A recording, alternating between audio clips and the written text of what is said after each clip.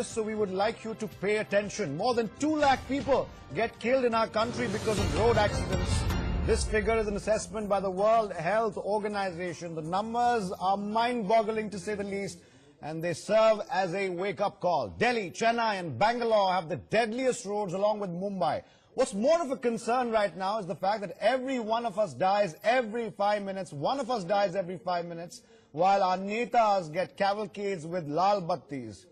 The big question we're trying to address over here now is who will answer for rising road accidents in India?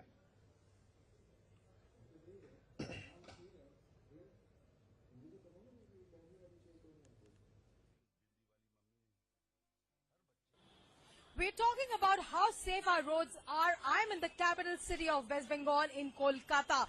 While talking with the figures as far as the state of West Bengal is concerned, it ranks at number 11 when it comes to being unsafe in terms of roads. It accounts for about, a large number of deaths, especially the fact that the Asansol Durgapur stretch is the most impacted.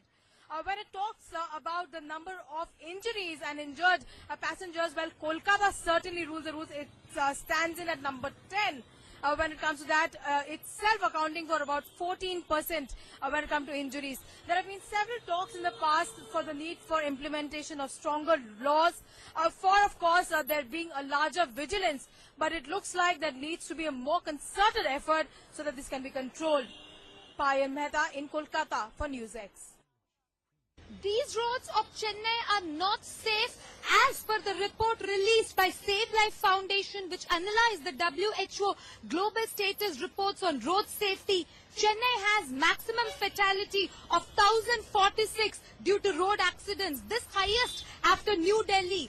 And Tamil Nadu has the highest number of road accidents in the country at the rate of 67,232 road accidents. So obviously Chennai, Tamil Nadu, it's not safe. Maximum number of road accidents and many fatalities taking place at the Rajiv Gandhi Government Hospital here in Chennai. At least 60 persons are attended by the doctors for the road accidents. All 60 of them are road accident victims who are treated by the doctors. All right, we go across to our colleagues who are spread across the country. First, we'll take a look at what's happening in Kolkata. Payal Mehta, my colleague in Kolkata right now. Payal, these statistics by the World Health Organization are alarming to say the least, of course. Calcutta is one more city, one of our metros, that is, in fact, suffering from rising incidents of not just road rage, but road accidents. 1 in every 5 Indians dies every 5 minutes. What exactly is Kolkata's grouse here? Kolkata is a cosmopolitan city, but the road accidents there are refusing to die down. What are the reasons why Kolkata is on that list?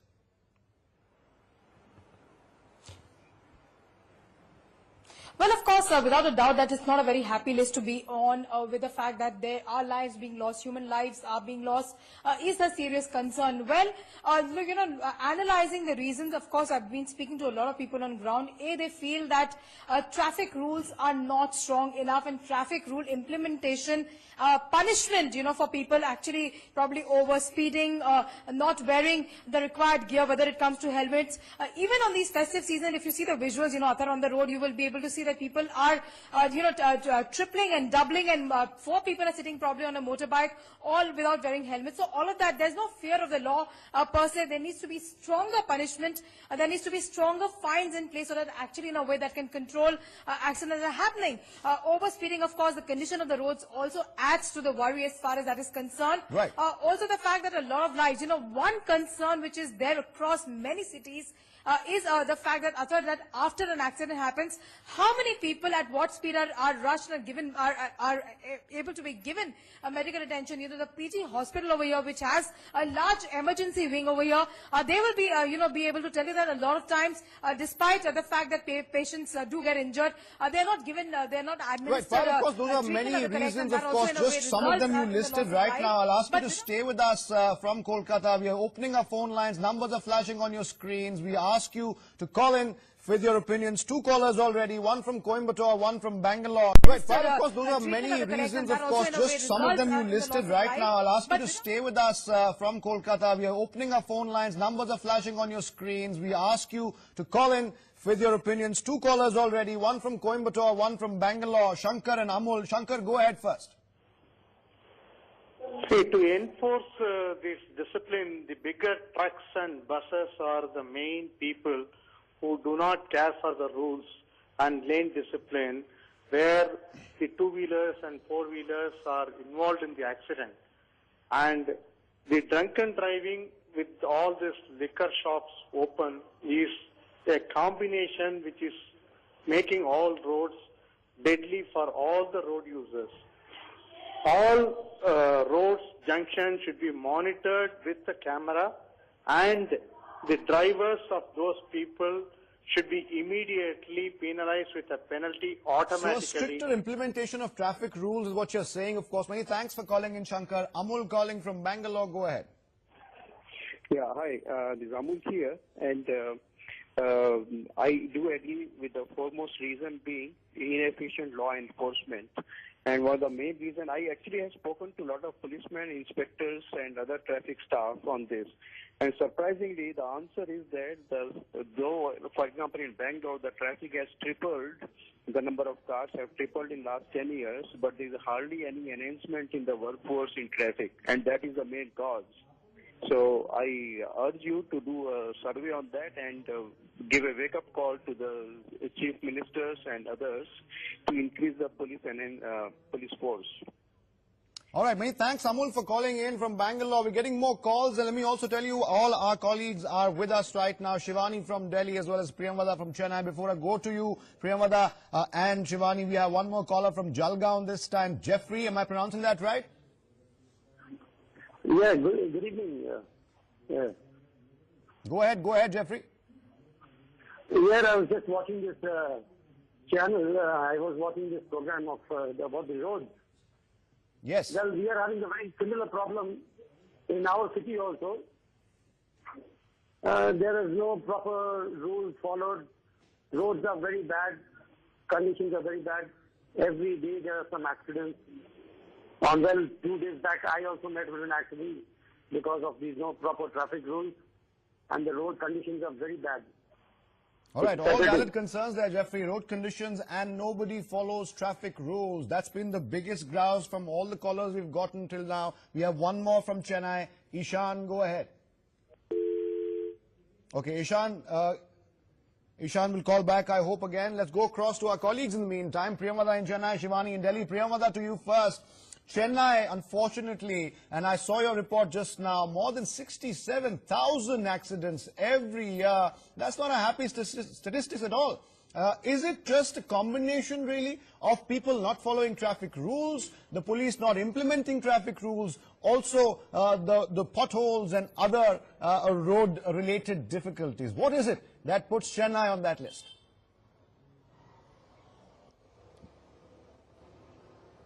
Well, it's a combination of issues, but the first biggest problem that Chennai is facing is alcoholism, because there is a lot of drunken driving. Number 2, overspeeding. Number 3, infrastructure development. I mean, there are, compared to probably other metros, better roads. Even compared to Bangalore, I would say Chennai has a better road, but still in certain areas the roads are not proper, which is causing accidents. And also, most importantly, not following the rules, not wearing helmets, not wearing seat belts, not taking care of the children. And also the way the licenses are given in Tamil Nadu and probably in other states as well, it's very lenient. It just takes half a day to get a license, and with extra money, a person who is not good at driving also gets the license, which makes it all the more dangerous, not just for the person who is obtaining the license, but also for the jaywalkers. All right, stay with us, Priyamvada. We'll come to you in just a moment. One more caller before we go to Shivani. There's Mr. DeMello calling from Goa. Go ahead, DeMello. Yeah, I would say that all these rules can be implemented, but the first important rule is that we should be very careful when getting the licenses. The authorities who give us license, they should look at all this thing, and then if you see in Dubai, for example, you can't get a driving license for 1 year and 2 years, because they look at every aspect of their driving, including a road discipline, everything. Here there is no road discipline, nobody cares for anything. When there is no road discipline, when there is no one who cares, and the drivers are driving haphazardly, then how? No, absolutely. DeMello, I agree with can be you. implemented. I agree with you that giving out licenses perhaps should be far more stricter than it is right now. We have one more caller calling in from Bahrain this time. Ponuswamy, go ahead. Hello. Yes. See, we will have to go back to the basic. You know, once Rajaji said, if you pay high salary to the teachers as well as the policemen, 80% of your national problem is solved. The problem is, no police, or most of them, don't adhere to implement the laws. Right. And we, as citizens, don't want to follow the laws. Simple as that. All right, Ponuswamy, many thanks for calling in from Bahrain. You, of course, perhaps might have hit a raw nerve. We, of course, have to question ourselves as citizens as well. Let's go to Shivani now, who's in Delhi. Shivani, Delhi, for anyone who lives here, has driven here, of course, will know that road rage is almost like second nature to motorists in Delhi. And we see horrific and horrendous accidents. We see cases of drunken driving. We see cases of red light jumping in Delhi, of course. The common refrain from people who've called in right now has been the police doesn't implement these laws as perhaps strictly as they should. But that's just part of the problem, at least in Delhi. Yes, definitely. One has to remember that Delhi has recorded one of the maximum fatalities in road accidents. That is 1,332 deaths. That's the maximum in the country that can be recorded in a year. So clearly, there is something wrong that is not being implemented in Delhi. Be it the law and order situation, we can blame it on the traffic police. But clearly, there are cases of road rage too that is happening in Delhi. We have seen that 4.7% of the people have been registered under drunken driving. So clearly that's one of the major problems. Also, one of the major highlights of the report is that more than 50, less than 50% of the people actually receive immediate, ambulance attention when they are involved in a road accident. So that's something that the administration should actually look at.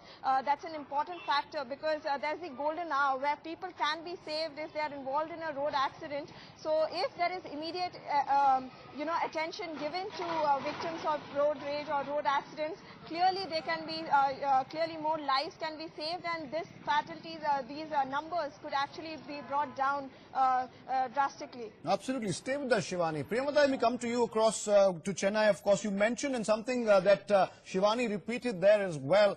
It's the lack of immediate ambulance attention that these victims of these road accidents get, perhaps, which is adding to the statistics going so high. But my question, of course, is also related to alcoholism, like you mentioned right now. As is the Chennai Traffic Police, are they equipped enough to make sure that some traffic rules, which are quite strict, are implemented? Because we also understand the current Transport Minister, Nitin Gadkari, had huge plans of revamping the entire Road Motor Vehicles Act, and that came into some problems there as well. That hasn't happened till now, even though his ministry has been working on it. Is it just localized pressure that needs to be applied, or do we need to have a form of a law which basically makes zero tolerance for any road rules or traffic rules being violated? Is that supposed to help?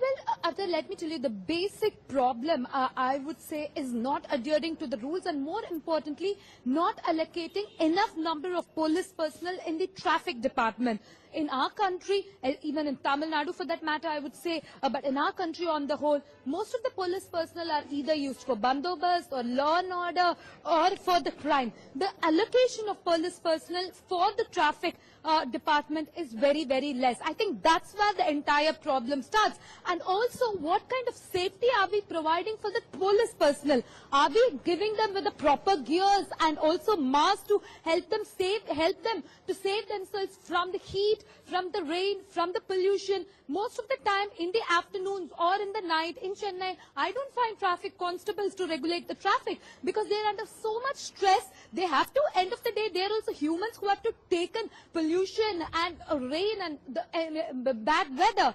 So Right. that's where I think the problem starts. Activists feel that the government should address the need there. Even if the police department is not equipped, why can't they have a network with more number of NGOs? And also, as you rightly pointed out, the Motor Vehicles Act, the amendments have been sought by the activists across the country, but it's still pending. Right. It has Premada, not been stay with us. We are, of implemented. course, inviting- Network with more number of NGOs, and also, as you rightly pointed out, the Motor Vehicles Act, the amendments have been sought by the activists across the country, but it's still pending. Right. It has Premada, not been stay with us. We are, implemented. of course, inviting Probably these are suggestions the as well reasons. from callers who are calling in right now. They can call us and tell us what they think of the problem. Two more callers, one from Chennai, one from Bangalore. Krishnan from Chennai. Go ahead. Yeah, recently, if your Chennai correspondent should be knowing this, there has been a spate of accidents that are happening due to motorcycles. That is more strange. Bikes killing passers-by or pedestrians. That is more stranger than heavier vehicle or lesser vehicle going on. But it's a shame that bikes are being driven at such a, they are creating such a road rage. All right, Krishna, thank you for flagging that. Of course, motorcycles mowing down pedestrians is a big concern in Chennai, of course, all over the country as well. One more caller from Bangalore. Shivanand, go ahead. Yes, hello. Yes. So when a VIP is there, lots of policemen come to watch all these movements. But when ordinary people are going, no policemen are there. The policemen should also be penalized for the accidents. Otherwise, there will not be any responsibility fixed on them. Accountability will not be there. All right, Shivanand from Bangalore, many thanks for calling in with your views. Shivani, our colleague in Delhi, of course, is still with us. Shivani, we understand that Delhi, of course, is the capital of India, but it also finds itself on that list, the WHO. We can see those graphics right now, close to 8,600 accidents per year, and this is the national capital we're talking about. We also know that drunken driving or driving under the influence of alcohol is a huge problem there. Compared to other cities, Shivani, Delhi might boast of having better roads. But as far as road deaths and road accidents are concerned, Delhi finds itself in the same pitiable position as the rest of the country. Yes, definitely. Those figures are really increasing every year, because we can see that it's the capital, but still the roads are big, but still the people aren't following rules. They allege that the traffic police are actually not, helping them out. That's why these accidents happen. But most of these cases are cases of road rage or drunken driving, and we should mention the figures that around 4.7% are actually people who are caught in these accidents are actually drunken driving cases. So clearly there seems to be problems on both the ends of Delhiites too and of the traffic police, because they have the roads are there, the infrastructure is there, but the people are not following the rules. We have seen many people jumping red lights just because they are getting late, or we see people just mowing across on the pedestrians just because they want to go ahead in the line. So clearly there is some problems on both the ends. There are problems on the citizens too, because of the citizens too, and the police also has to really pull up their socks and bring down these figures, because clearly Delhi being the capital is actually showing an increase in road accidents right now. All right, we also of course are putting this question to our viewers about what they think of the fact that all VIPs or VVIPs, netas, bureaucrats, what have you, get a clear path wherever they go, because there are cavalcades, they get movement restrictions as well. Priyamada, we were speaking about what netas can really do, or politicians perhaps can do, to make sure there is far more participation than already exists from not only citizens in the police but politicians as well. Is it also perhaps the politicians' fault that they get special treatment wherever they go? They don't have to suffer all of this. Only the common man in the end suffers from whatever ails us in the road department.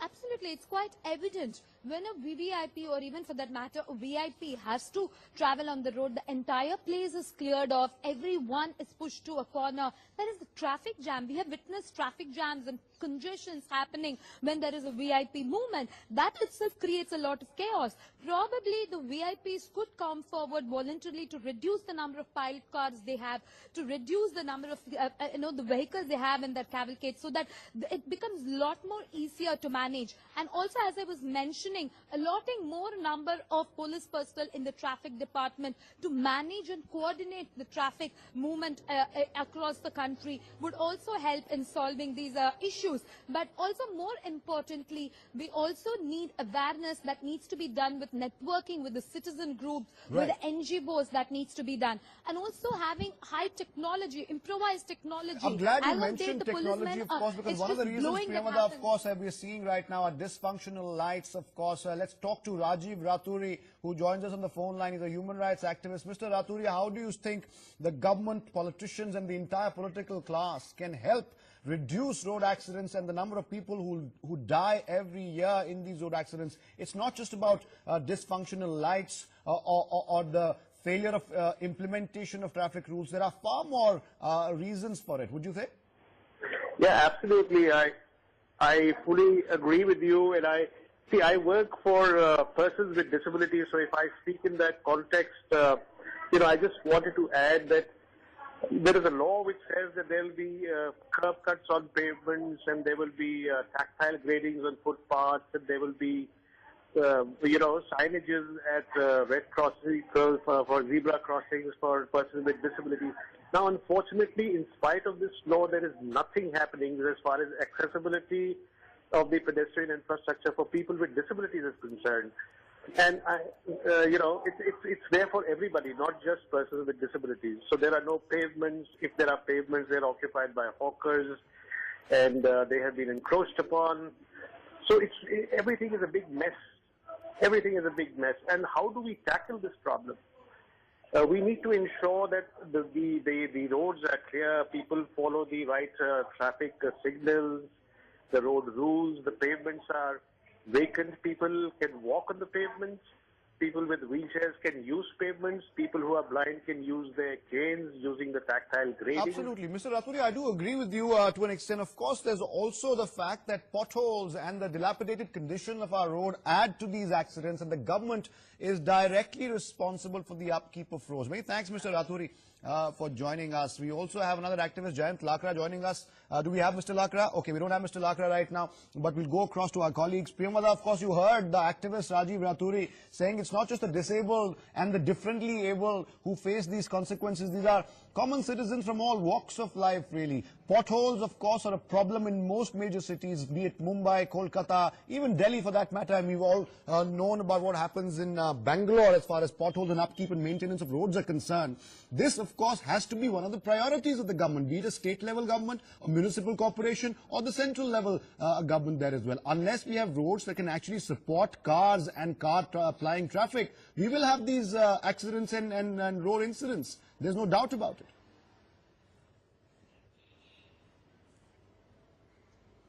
In the last 1 year, the country has seen alarming rise in the number of deaths of people who fell into pothole and lost their lives. We have seen that happen in Bangalore. It happened recently, and it's been happening across the country. And let's also understand there is a separate fund allocation, budget allocation by the state government and also by the central government for the road development, for maintenance of the road. But what happens? What kind of contracts go in? This is where the corruption creeps in. This is where politicians could play a major role, where they could provide contracts only to genuine people who come in for tender. We hardly see tender process happen in most of the states across the country. It just happens in 1 hour. We have seen how, especially in Tamil Nadu, my sources say the tender process happens exactly in 1 hour and tenders are given away. These causes the problems, the bribe, the corruption that indirectly affects the common man who loses his precious life. And also another important thing, emergency services, availability of ambulances, availability of trauma care, availability of hospital. Despite the new rule that has come in, many private hospitals are still hesitant to admit accident patients, and they refer them to the government hospitals. All right, Priyamada, many thanks for joining us from Chennai, and Shivani, thank you for joining us from Delhi. We have one more caller from Mumbai. Rajiv, go ahead, Rajiv. Yeah, see, my idea is, if you have to reduce accident, then you have to ensure, all the rules are totally followed, and penalty for breaking those rules is very heavy like Dubai. Absolutely, Raji. Penalties must be heavy. It must be strictly implemented as well. Many thanks for calling in, Raji from Mumbai. We'll now show you a report filed by our colleague Vandana Sebastian. And speaking of potholes, Vandana explored some of the potholes in Delhi today. According to WHO statistics, India has one of the most unsafe roads in the world, and highlighting that, right now we're at ITO, one of the prime areas in central Delhi, and you can see potholes right on Deen Dayal Upadhyay Marg, and that too, they're at a turning, which means that people coming from that turning will not be able to spot these potholes in time. Now, 1 lakh people lost their lives, according to the WHO statistics in the year 2014. 1/3 of them were pedestrians, and half of them were those who constitute the vulnerable section of road commuters, including cyclists, two-wheelers, as well as pedestrians. 2014, 1/3 of them were pedestrians, and half of them were those who constitute the vulnerable section of road commuters, including cyclists, two-wheelers, as well as pedestrians. With video journalist Naseem, this is Vandana Sebastian for NewsX in New Delhi. All right, road rage and poor implementation